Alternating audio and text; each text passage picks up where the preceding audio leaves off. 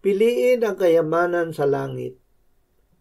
Purihin nawa ang Diyos at Ama ng ating Panginoong Hesukristo na siyang nagpapala sa atin kay Kristo ng bawat pagpapalang espiritual sa sangkalangitan ayon sa pagkapili niya sa atin sa Kanya bago itinatag ang sanlibutan, upang tayo'y maging banal at walang dungi sa harapan niya sa pag-ibig.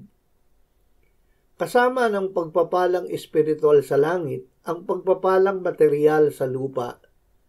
Ang pagpapalang mula sa langit ay ibinigay sa atin ng Panginoong Hesukristo, at ito ang biyaya ng ating Panginoong Hesukristo na bagaman siya ay mayaman, subalit alang-alang sa atin, siya ay naging dukha upang sa pamamagitan ng kanyang kadukhaan ay maging mayaman tayo.